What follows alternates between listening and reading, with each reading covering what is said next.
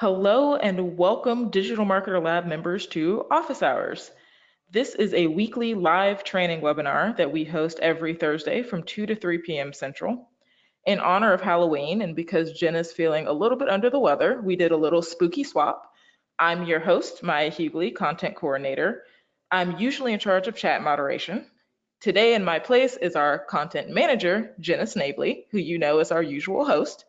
She'll be in the chat making sure your questions are heard. If you want to go ahead and shoot her a little message and tell her to feel better, I'm sure she'd appreciate it. If you're brand new to Office Hours, each week we cover a different specific marketing strategy with a new expert guest. It's recorded, and if you're a paying Lab, Lab Plus, or Lab Elite subscriber, that recording will be inside of your Lab members dashboard area under the Office Hours tab within 24 hours and usually a lot sooner. But of course, attending live gives you the added benefit of getting your questions answered live by our guest. This week, we're joined by Ash Roy, founder of Productive Insights and the host of the Productive Insights podcast. Productive Insights podcast began in 2015 and now has 180 episodes to date and features some of the world's leading online entrepreneurs, including our very own Ryan Deiss and Richard Lindner. Welcome, Ash. Thank you. This is a fantastic opportunity. I'm very grateful to be here. Of course. Well, we appreciate your time, and I'm sure everybody is ready to get rolling and interested in hearing how you got this podcast started and everything you have to share with us. Cool. I'm really looking forward to sharing my ideas. Awesome. I will let you take it away. Okay. So hello, everyone. Happy Halloween, and hope everybody is doing great and everyone is safe from the raging bushfires that are happening there. We've got some here happening in Australia as well. Just wanted to say thank you very much to Maya for organizing this and to Jenna for being such a trooper. I appreciate you making the effort to be here, even though you're quite unwell at the moment. So thank you to both of you. So I'm Ash Roy. I'm the founder of ProductiveInsights.com. And as Maya said, I've been hosting the Productive Insights podcast since 2015. And I'm going to share some of the most important insights I've gained along the way.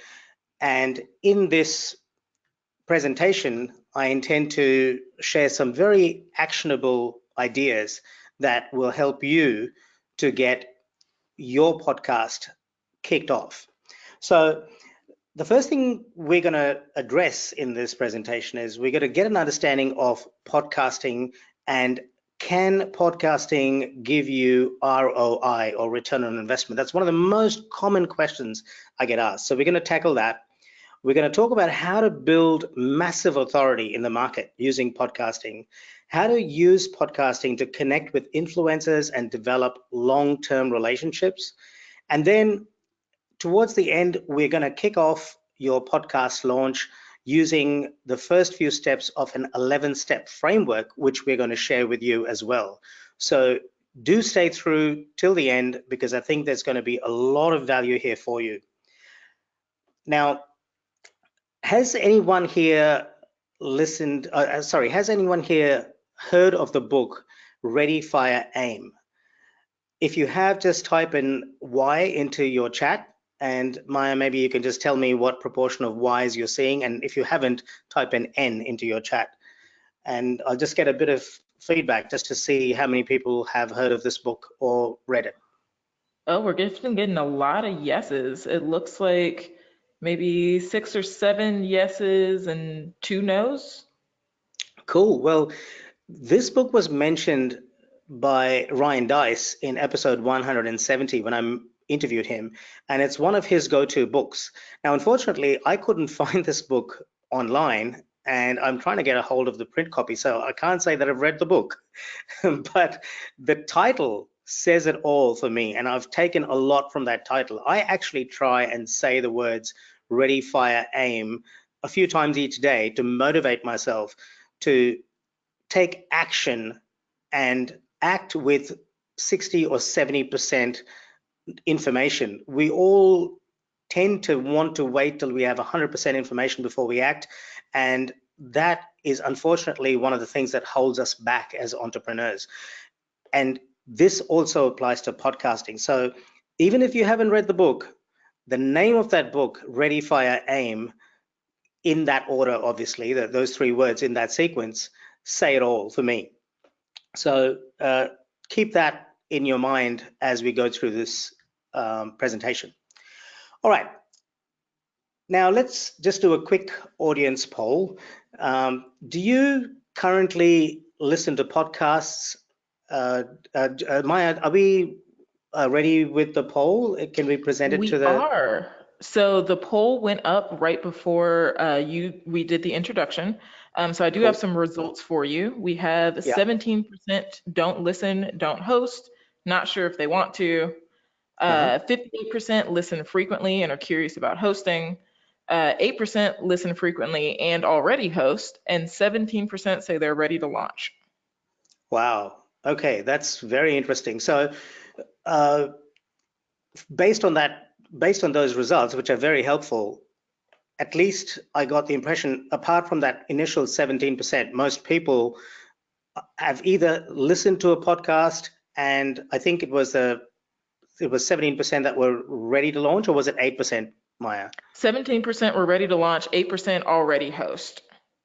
Okay, awesome. So we've got quite a few hosts on the podcast. So I'm sure there'll be value for you as well, because we'll be talking about how to use podcasting to build your relationship with influencers and to build a powerful brand. Now, we'll be talking about how to use podcasting to build your authority, generate leads, and build relationships with influencers. So let's move on to looking at some quick stats before we jump into our content. Now, I'd like to bring your attention to the middle of the page here. You'll see that it says podcast listeners are loyal, affluent, and educated, and that 80% of people that listen to podcasts tend to listen to all or most of each episode, and they listen to an average of 7 shows per week. This is from data produced by podcastinsights.com, which is not related to my website, unfortunately, but it's a great source of information. So podcasting clearly is taking off. It's had a resurgence. And my theory is that people who listen to podcasts tend to be affluent and educated, probably because there is a correlation between affluence and time poverty. And what I find in my anecdotal experience is a lot of my audience are listening to my podcast episodes while they're commuting, while they're at the gym, while they're falling asleep, while they're washing dishes. This is what used to be considered dead time for these professionals or affluent people who tend to be time poor, and they're trying to use that time to self-educate. And with the advent of things like CarPlay and voice search, which we'll be touching on later on in this presentation, you'll see that the friction to access for podcasts has reduced quite dramatically of late. People just say the words, hey, and I'm not going to say it now because it'll set off your phones, but hey, SIRI, launch the Productive Insights podcast, and off you go. You're listening to the most recent episode. So far that you can't search for specific episodes within the podcast on iTunes, but I'm assuming that will happen in the near future. Okay, so that's one interesting slide. The other one I just want to bring to your attention is that graph on the bottom right-hand side of this page. As you can see, the number of listeners in the United States has been growing quite dramatically, and that growth continues to happen. So this is also happening, I think, because people are seeing their screens as battlegrounds for attention, and a screen is seen as a source of a fair amount of anxiety by affluent professionals or a lot of our customers. So I think that they're engaging more with voice-based content because they feel more relaxed when they're driving, and that they tend to listen to it on their own. And so it's less of they're more relaxed and they're more receptive to the content that you're sharing. So this is the reason that I think people are more engaged with podcasts, and they tend to be listening to a higher proportion of each episode. All right, so now I'd like to talk about a case study. Just type in Y into your chat box and tell me if you'd like to know about whether or not you can use podcasting to monetize? That's an important question that needs to be answered. Are you interested in this, in the answer to this question? Could you type in Y into your chat box if you are, and no, or N if you're not? Maya, what's it looking like? What are our stats? I think we're definitely interested here. I have quite a few whys. Cool. Okay. All right. So we're going to talk about how one of my clients, Amanda Farmer, sought to address two key challenges in her business, and we decided to do that via a podcast. Now, Amanda Farmer is a lawyer in a successful Sydney law firm. Her firm was already successful before she decided to launch a podcast, but there were two problems she wanted to solve. One was to attract high quality clients that she enjoyed working with, and the second was to establish herself as an authority in her niche. Her firm was successful, but it wasn't well known in the industry. Incidentally, she practices as a strata lawyer, and I think in America you call that body corporate. Is that right, Maya? Is that what you guys call it in the US? A corporate lawyer? Well, I'm talking about the body corporate in an apartment building, you know, the common areas, when there's issues around the building maintenance and things like that, you typically have to have a lawyer that comes in and writes the Ah, I bylaws. see. Yes, like a Yeah, contract lawyer. right. So we call that a strata lawyer here in Australia. So that's the kind of Got business it. that Amanda has. And we also wanted to increase her profitability in her business. So we decided to launch a podcast.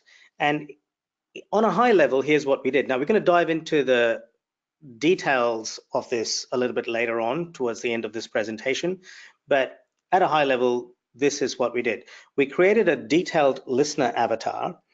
We then created a content strategy to solve that listener's problem. So as part of creating the detailed audience avatar, we figured out the problem that we thought the audience was trying to solve, which was basically to be informed about the latest changes in strata law. And we decided that the target audience were people who were either owners of apartment blocks, apartment properties, or what we call strata managers. So the people who manage the body corporate in these apartment blocks. There's a a management team that does that. So they use the strata lawyer as well. So those were the two targets that we were looking to help, target audiences. And so we recorded the first 3 podcast episodes and edited them. And then we created the podcast standard operating procedures and frameworks around that podcast. We then launched into iTunes in March 2016, and we published content consistently using standard operating procedures and frameworks, which again we'll be touching on towards the end of this presentation. Now, I said we recorded and published 3 episodes because it is recommended that you have 3 episodes when you first launch, because people like to kind of binge initially, and 3 seems to be the optimum number. You can launch 10 if you want, and you can launch 1 if you want, which is what I did, but 3 is the recommended number of episodes to launch with. Okay, so the results. 6 weeks in, Amanda had acquired a client. Essentially, somebody had been listening to a podcast and said, I've been listening to your podcast, I like your content, I would love to know how I can work with you.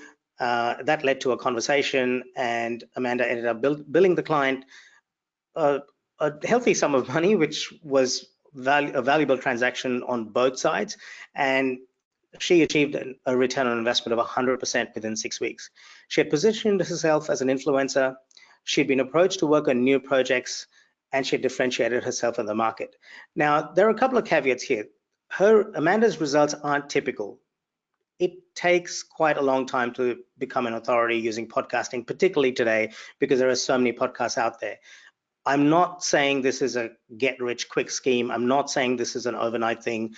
I think Amanda had such spectacular success because she was one of the few strata lawyers who had a podcast when I checked at the time, and when I last checked, there wasn't much competition here in Australia. That said, podcasting, like anything, is a long game, and the more you put into it, the more you get out of it, and it's about consistent, focused effort. Let's have a look at her results 20 months in. So, something I forgot to mention is, at the 6-week mark, or around this time, we did our first case study where I interviewed Amanda on my podcast on episode 80, and we've used the case study format, which I may touch on later on if we have time. And then we did a second interview in episode 150 where we talked about her results 20 months in. So what were her results 20 months in? Well, by the end of 20 months, she was getting an average of 10 new client inquiries each week, 2 of which were typically turning into clients. She was doing 0 advertising. She'd achieved an ROI that was at least 10 or 20 times her initial investment, in her opinion. She was invited to speak on Sky News, which is a fairly major national news network here in Australia. She was approached to work with high-profile clients, and she'd been featured on she'd featured some of the leading experts in her field, people who, were leading minds in strata law, and they were kind of approaching her to be guests on her podcast. So she had transformed her brand, a personal brand and a business brand, to become a fairly major influencer in her niche. And this is possible for you as well if you are consistent and an amazing action taker like Amanda is. Now, I'm not going to sit here and lie to you. Podcasting isn't unicorns and rainbows. It takes effort, and the effort needs to be consistent. But there are some things you can do to make it a little bit easier. And one of those things is having a structured approach, which we'll be talking about later on. So let's have a quick look at the 9 benefits of podcasting. It's the fastest. Oh, sorry. Let's first. I mentioned we need to. It requires consistency and focus. I jumped a slide too far ahead there. So the 9 benefits of podcasting. Well, one of the benefits is it's the fastest growing medium at the moment. It is growing faster than video and written content. The second benefit is you don't require a screen to consume podcasts. Now, yes, there are some video-based podcasts, but most podcasts tend to be audio-based. So, as I mentioned earlier on, because it's not video-based, there are some advantages, and people tend to be more engaged, and they're also consuming it while they're driving and working out and so on. So it's consumed on a fairly intimate basis, in the sense that it's consumed on typically a one-on-one basis. People often have their headphones in their ears, so you're in their ears. So you want to make sure that you have good quality audio and you're providing great quality content. When I interviewed John Lee Dumas on my podcast, he mentioned that in his view, it was an intimate medium because voice is the first thing you connect with, even before you're born, when you're in your mom's tummy. And so his take on it was that that's one of the reasons he thinks it's a very intimate medium. You can listen to the episode on episode 39 at productiveinsights.com/39. But I think it's also because it's consumed while people are doing activities where they're on their own.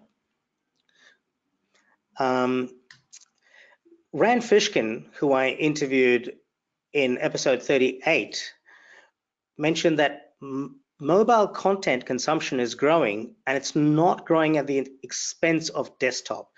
Now, this conversation happened a couple of years ago, but I believe that trend has continued. So podcasting being predominantly a mobile platform or a mobile medium, delivered through a mobile medium, it is growing with that rising tide.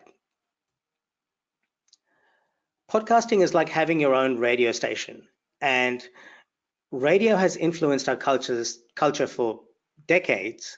And in my view, podcasting has taken over where radio has left off. Apple's CarPlay is rolling out onto production lines as we speak. And Apple's CarPlay means that podcasts are essentially baked into the machinery that you sit in when you commute to and from work. So people are engaging with podcasts a lot more on their commutes, and it's kind of changing the way people commute to some extent. It's almost something people expect while they're commuting to and from work these days. Podcasting is very easy to use to leverage your content. What I mean by that is it doesn't take a lot of effort to produce audio content. It takes me about 35 to 40 minutes to produce a 30-minute piece of audio, provided I follow a good structure and I follow a good framework. And of course, I don't do the editing myself. I have my team do the editing. I highly recommend you do that if that's something that is within your budget. So if you can outsource the editing and the post and pre-production, then creating the content is relatively easy. And then you can repurpose it using things like rev.com, where you can transcribe the audio and you can have, as long as you have good quality headlines and good quality subheads, you are likely to create engaging written content as well, and that will give you SEO benefits. Podcasting builds massive authority. It certainly has for me, and that's partly because I've featured some of the world's leading influencers on my podcast, but it also positions you as an authority if you create great quality content. And again, you can create great quality content if you have a good quality structure to produce that content and you're committed to producing content that you believe will deliver a result and solve a problem of your audience. And finally, podcasting helps you to establish strong influencer relationships, which we'll be looking at shortly. So let's talk about that. How do we use podcasting to build influencer relationships and to generate leads? So these are some of the marketers that I respect a lot, and they've been guests on my podcast, and obviously I've been able to form a connection with them, and in some cases they've come back and been a guest on my podcast multiple times. Sonia Simone is a friend. I think I kind of know Ryan Levesque. I really like Rand Fishkin. So these people have become acquaintances, and some of them have become friends over time. Partly because when you feature these guests as podcast guests, you get an hour of their time, and you're able to ask them intelligent questions. And if you can add value to the conversation, then it helps you to position yourself as an influencer alongside them. How do you use podcasting to grow your audience? Well, as your podcast grows, you increasingly get approached by other people in your field, and they look to feature you on their show.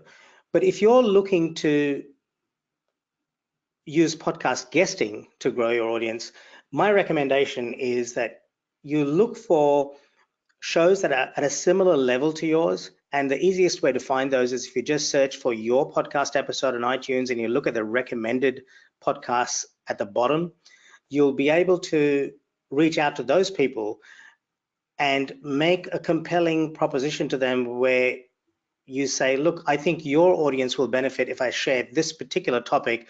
And of course, that requires you to do a bit of research about their audience. I always recommend approaching someone, if you want to be a guest on their podcast, by saying, this is the value I think I can bring to your audience, and this is a specific result I hope to deliver.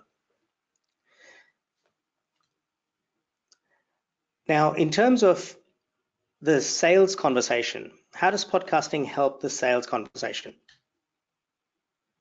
Chris Garrett, who had been a guest on my podcast, he I think still works for Copyblogger, and for a long time he taught at a university in Canada. He taught content marketing. I love what he said. He said the purchase decision related conversation is happening with or without you online, essentially. And the only question for us as business owners, as people who are providing products and services, is, are we going to be part of that conversation? Now, there's three forms of content marketing. There's audio, video, and written. Podcasting is predominantly audio. And a podcast literally and metaphorically allows you to have that conversation with your customer. You see, 20 years ago, when you wanted to buy, say, a pair of shoes, you would walk into a department store and you'd have a conversation with a salesperson, and if you felt they were genuine and they solved your problem and they gave you good advice, you bought the pair of shoes from them, even if the guy next door was offering the shoes for a couple of bucks cheaper. That has changed since Google came along, and Google actually did a study on this called Zero Moments of Truth, or ZMOTs. People are tending now to go online when they want to buy a pair of shoes, and that conversation, instead of happening in the department store, is happening online. And a podcast is a great way to plug into that conversation. So a quick example of specifically what I mean around creating content that is customer focused. When I spoke to Joe Polizzi, the founder of Content Marketing Institute, on my podcast in episode 75, he mentioned it's very important to create content that solves your customer's problem and meets them where they are on their journey. So I said to him, yeah, I see what you mean.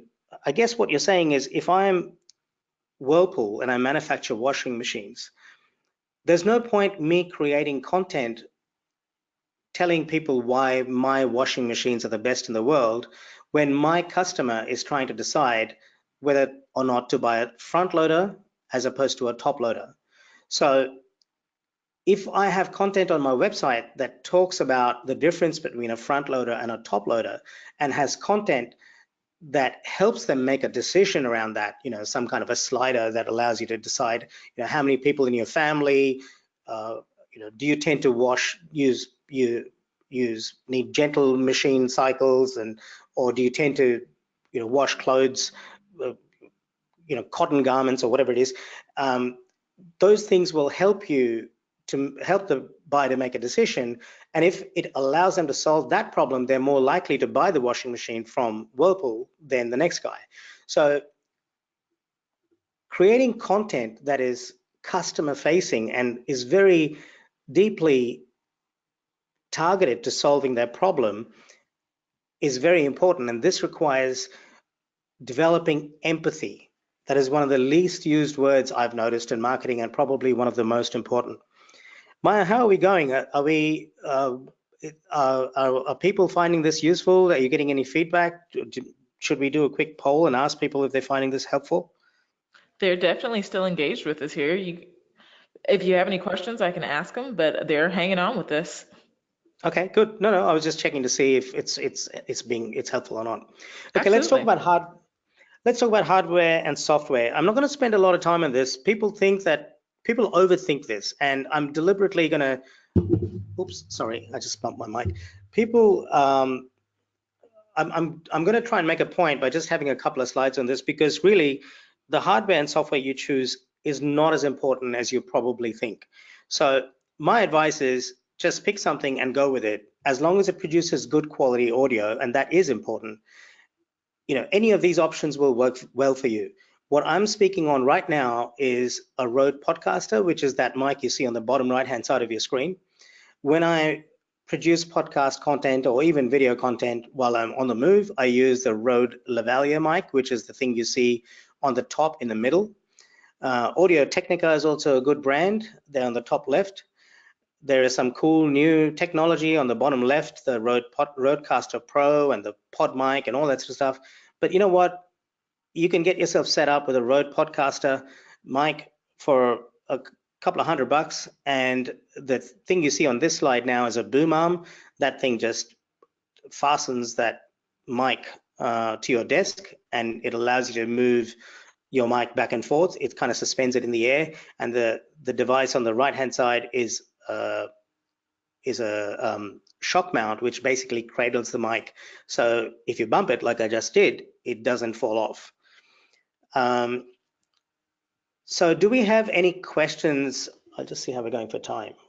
Do we have any questions around hardware and software before actually, let me just finish software and then we'll ask the questions. So in terms of software, I tend to record on Skype or Zoom. I actually prefer Skype because Zoom tends to create these black bars in the top and bottom, and I've spoken to them about it. Hopefully they'll solve the problem, but they tend to do that because they try to cater to multiple people. If you have 6 or 7 people, the black bars go away. But when you're interviewing someone with two people, it creates those black bars, and I don't like those. So I prefer Skype.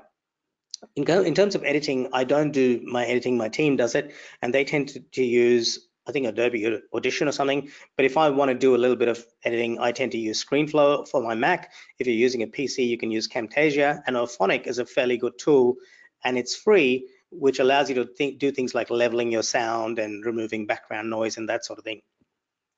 So Maya, do we have any questions at this point on the hardware and software before we jump into the common mistakes? We do have one question about the mics themselves and if you would suggest them to be used for video recording in addition to podcasting. Oh, great question. Yes, absolutely. So one of the most important things when it comes to video is actually audio. Now, I'm not saying you can get away with really rubbish quality video, but poor quality audio on a video has a greater negative impact than average quality video on a video. So absolutely get yourself a decent mic. I'm a little bit biased because Rode is manufactured in Australia and I'm a little bit proud of that. But makes sense. But they really do create great quality products. They're reliable. But you can use other products as well. Just get yourself something that is a reasonably good brand, test the audio, and you're off. Now, absolutely.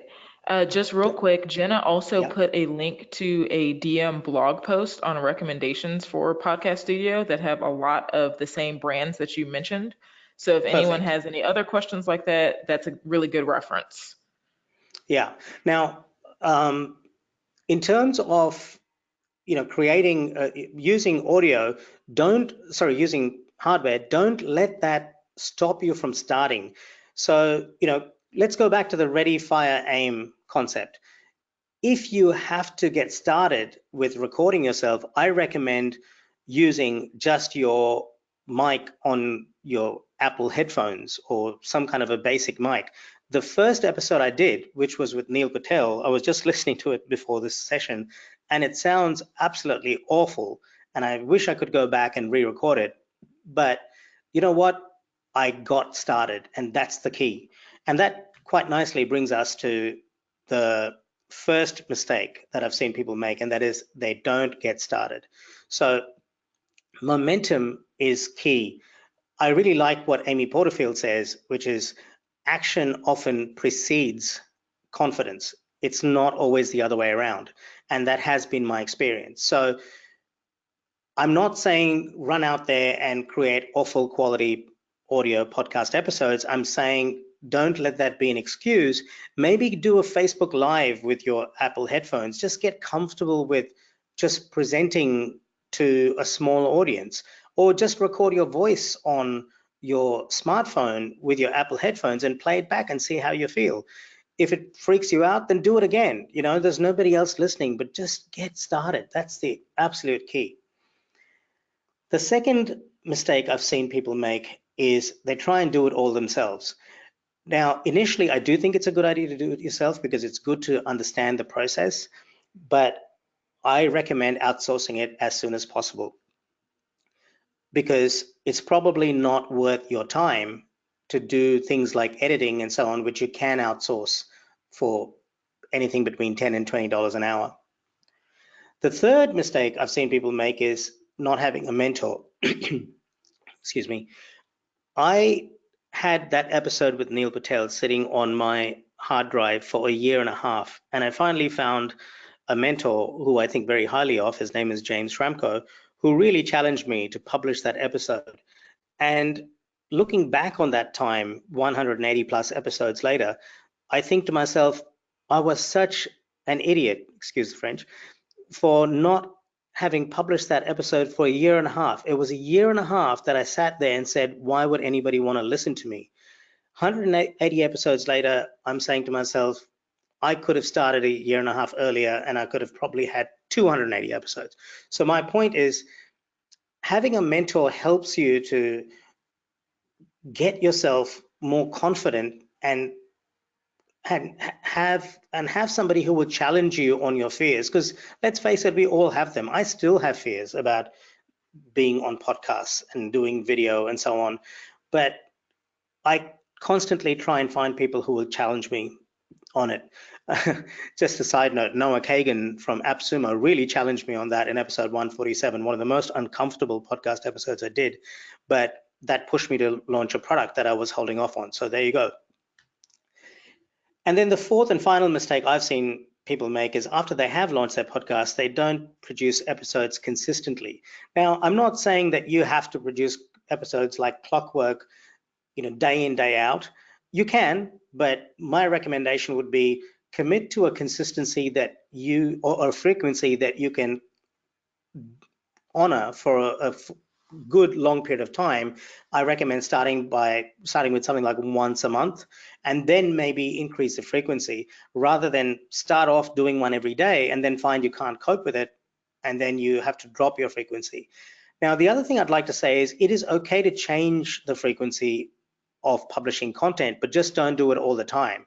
So I used to produce an episode a week, and now I've dropped to one every 3 weeks or so, because my business has grown a lot and I have other priorities. But when I have a bunch of episodes lined up, what I do is I just drip them out every 3 weeks until I'm sure that I can drip out episodes every, say, fortnight or every week. I'm not going to just change the consistency, because that confuses the audience. Now, if you go back and look at all my episodes, it's not perfectly every 3rd week. It's not perfectly every 4th week. It's just something that you want to try and be mindful of. Yeah, if you are someone who's as amazing as Amy Porterfield, then yeah, you'll produce one, by clockwork, and that is something I'm aiming to get to. But all I'm saying is, don't go from one every day for a week and then nothing for 6 months, and then 2 a week and then nothing for 3 months, and then 1 a month, and so on. Okay, now are we ready to do the 11-step rapid action podcast launch plan? Let's put the pedal to the metal. Can we get some yeses if you want to do this? And should we actually start the process and do it together live? Or would you rather me go through the 11 steps first and then we do the first 4 steps after that? What do you think we should do, Maya? What's the best option given time constraints? Let's see, we usually go until about 2:45 for Q&A, but we can run a little bit over. That's no big deal. But the consensus from the chat seems to be, let's see, well, they're definitely ready to get started. Okay. We do have one person who asked, or 2 people that asked if you could go through the steps first, and then if there's time, do like an example. Okay, so we have 7 minutes left, is that right? Yeah, but you can keep going. Okay. Just save a little bit of time for questions at the end. Okay, we'll do. All right, I'm going to go through these steps first, and then we'll jump into those 4 steps if we have time. And yes, we'll do Q&A as well. Okay, the first step is get really clear on your ideal listener and what problem will you help them solve with your podcast. This is a marketing concept. This is not just a podcasting concept. This underpins all forms of content marketing. One of the words I've seen least used in marketing is empathy, and it's, in my opinion, probably one of the most important things. The better you can understand your listener, the deeper you can get into his or her mind, the better quality products, free and paid, and by the way, I see content as a free product, the better quality products you'll be able to produce. Steve Jobs came up with the 1,000 songs in your pocket because I think he understood his audience so well, and that cut through a whole lot of noise when there were a whole bunch of MP3 players in the market. It's not like he created a new industry, but he reinvented it because he understood his customer so deeply. So spend a lot of time understanding your ideal listener, and what problem will your podcast help them solve. The second step is decide on episode length and style. So this really leads off from the first step. Who is your ideal listener? Are they a busy professional? Are they a business owner? Are they somebody who tends to have a lot of time and tends to work from home? All these things will determine how long each episode is. So if they're typically, say, for example, a busy professional who tends to commute, say 20 to 30 minutes a day to and from work, well, maybe you want to have 20, 30-minute long podcast episodes. If they are somebody who's got a lot more time in their hands and they're willing to really go deep into content, then maybe you can do a Tim Ferriss and have 2 to 3 hour long episodes. I personally, hand on heart, I've never been able to get through an entire episode except for the one with Derek Sivers that he did, because they're just so long. But I'm not his target audience. So you really need to understand who your listener is. Another question I often get asked is, do I do solo episodes or do I do the interview format? Well, I do a combination of both, and there's no right or wrong answer here. The thing that guides me is what's going to be most valuable. So what's the ideal frequency? Again, the frequency that you can honor over time, that you can commit to and honor over time, and a frequency that will be useful to your listener, and a sort of an intersection of those two things. So as an example, Amanda Farmer, who we talked about earlier, her target audience were busy professionals. So we decided that her episodes should be short, punchy, and easy to consume. So we made sure that her content solved a problem. We had almost zero waffle, and we created actionable content. Another one of my clients is Professor Michael Chapman, one of the founders of IVF Australia. His episodes tend to be 7 or 8 minutes long because his listeners tend to be extremely busy and they just want the information very quickly, and he also doesn't have a whole lot of time, so he tends to keep his episodes short. So let that guide your content length and style. The next step is to decide on a title for your show. So the easiest way to come up with a title is to research other similar podcasts on iTunes using keywords. It's sort of similar to doing it on Google. And then you also check Google Keyword Planner to see whether that particular keyword has decent search volumes. And something I remember saying to Sonia Simone when I interviewed her was, a good title for a product or a podcast ideally calls out the audience or mentions the benefit it delivers, or does both. So with Amanda, for example, we said, well, who's the target audience here? The target audience is property owners or strata property managers. And so we went with the title Your Strata Property, and that mentioned the product in a sense, which was strata, and it had the word property in it. So if someone is searching iTunes for strata or property in Australia, or even searching Google, there's a chance of her podcast coming up. With Professor Michael Chapman, we came up with the title The IVF Journey, because a lot of his patients tend to be people who are on a journey through IVF, and it can be quite a challenging journey.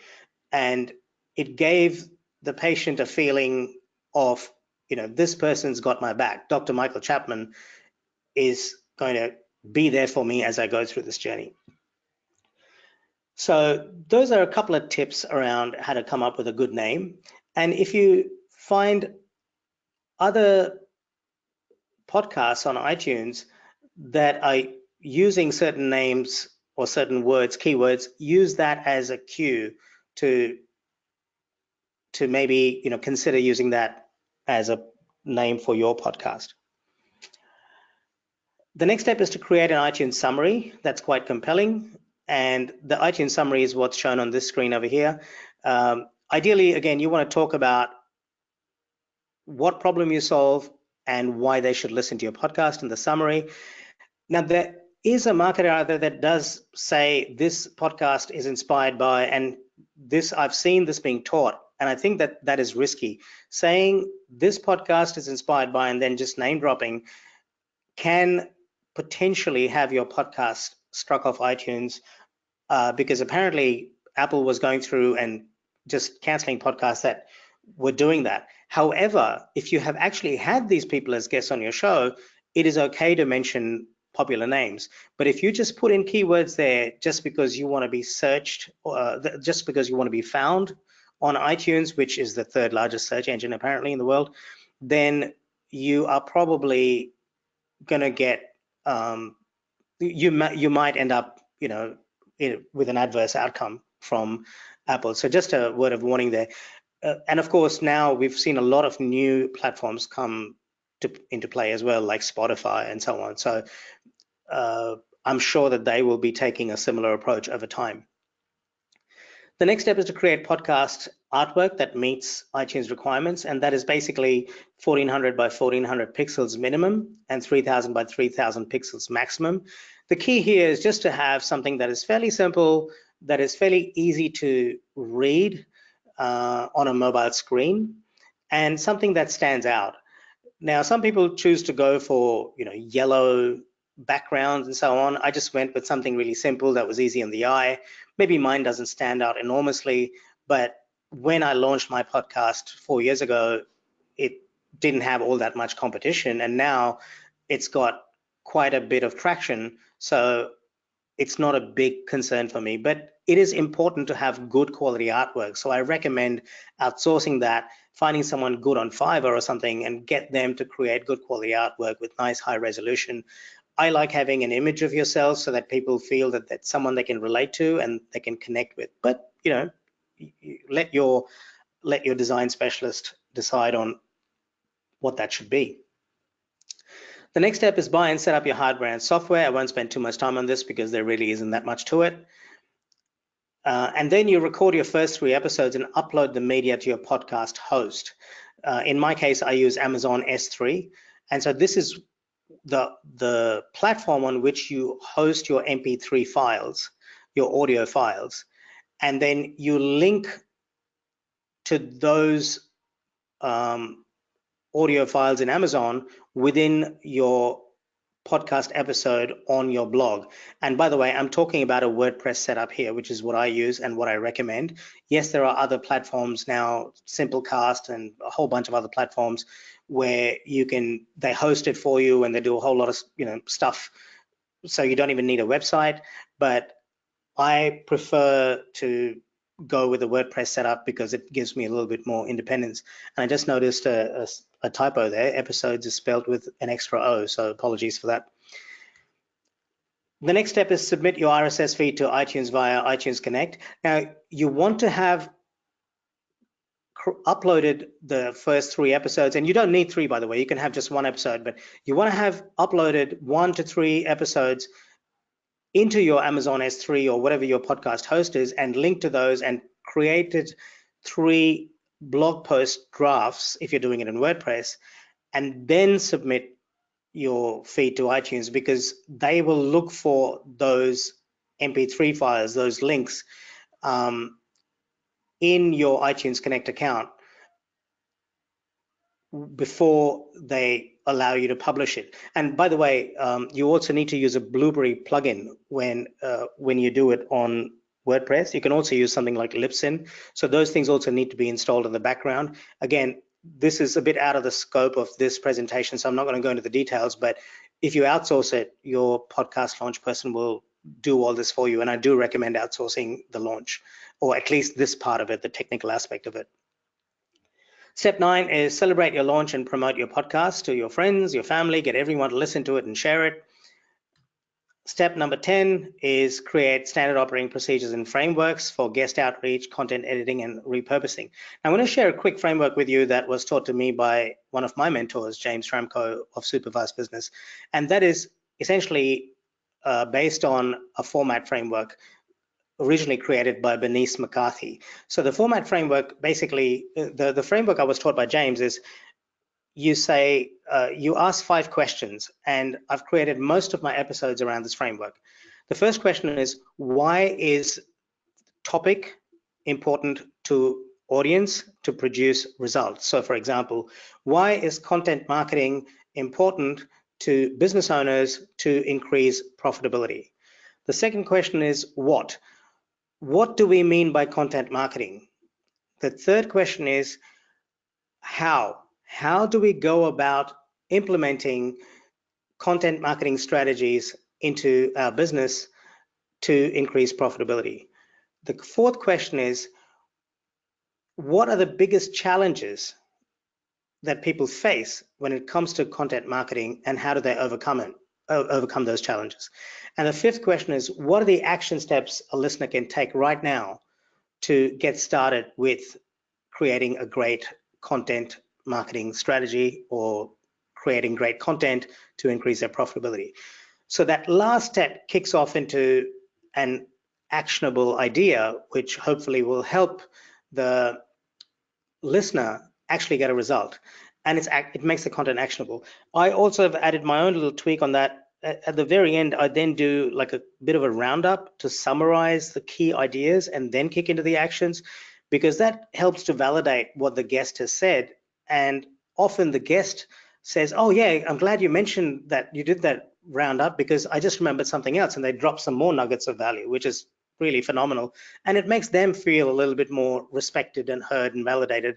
And we all need that. So, and positions you as a fantastic authority, because you've now reiterated what they've said, but you might be able to add some more of your insights as well.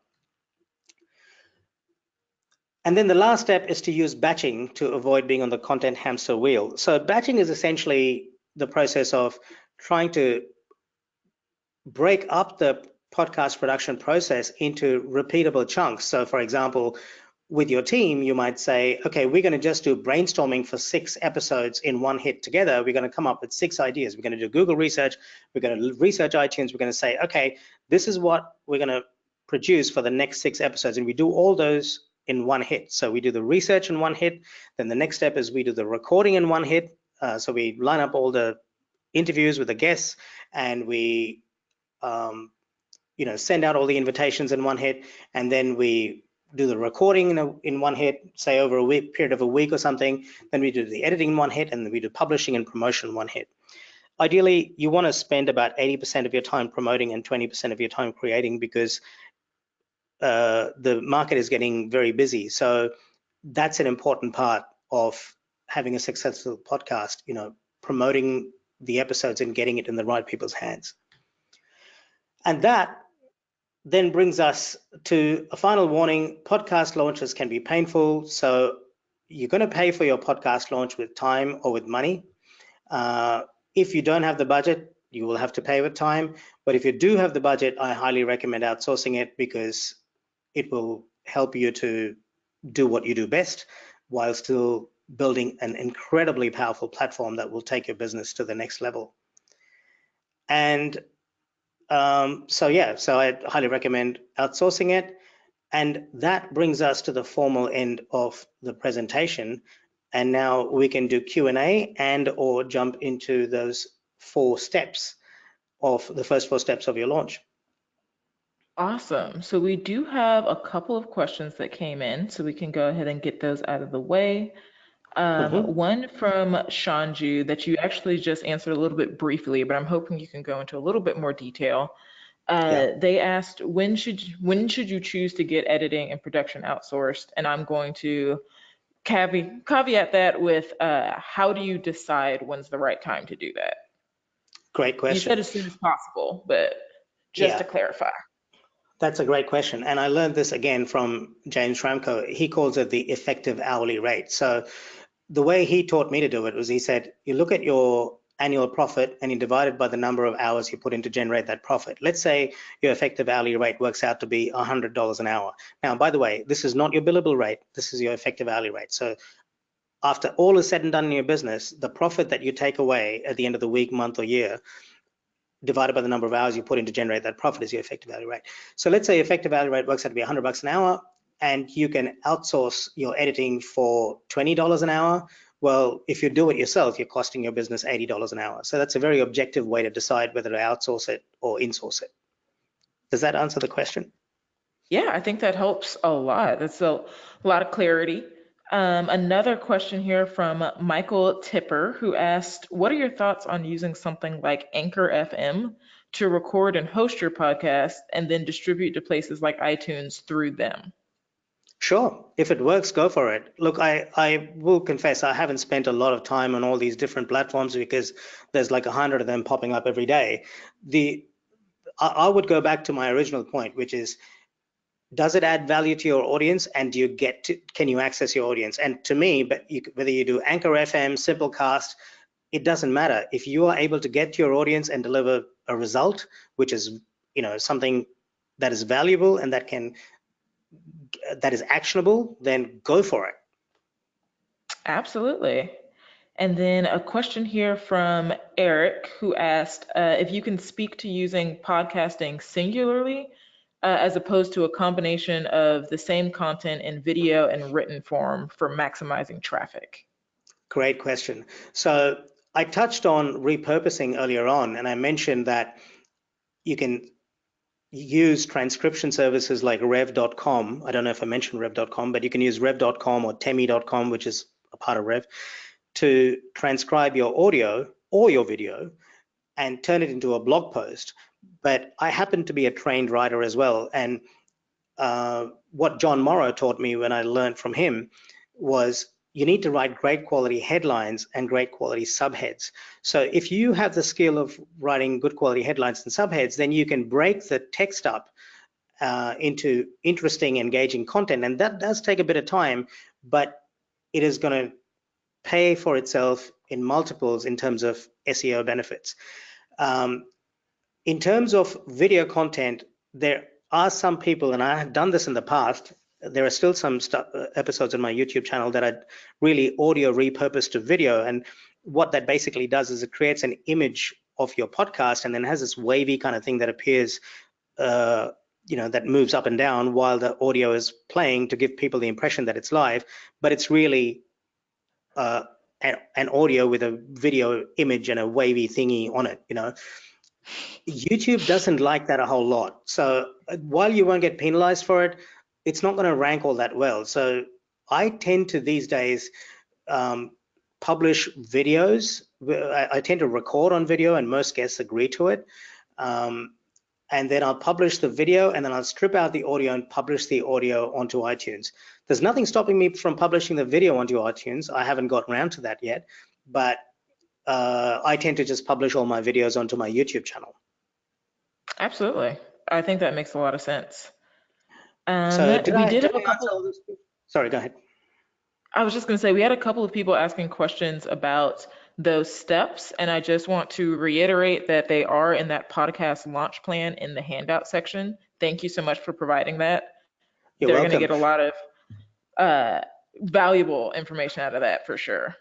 And in those steps, if I'm not mistaken, I think my email address and even my phone number's on there, but please use my email address, because you'll probably call me in the middle of the night if you're calling from the States. But please feel free to email me. It's just ash@productiveinsights.com. If you have any questions, I'm more than happy to answer them and help you further if I can. Absolutely. Well, I think that is about all we have time for. Thank you so much for being here. This was excellent and chock full of super helpful details. I super appreciate that. Thank you for the opportunity. I really appreciate it. Yeah, and thanks so much to everyone out there for joining us for office hours. Big shout out to Jenna for being in the chat today. Hope you feel better. As a reminder to our, yeah, absolutely. She's doing a great job. As a reminder, the recorded office hours and the handout that I mentioned will be inside of the lab platform and accessible within 24 hours. And on your way out, if you don't mind taking a second to answer the survey questions, and we'll see you next week. Thanks again, everybody.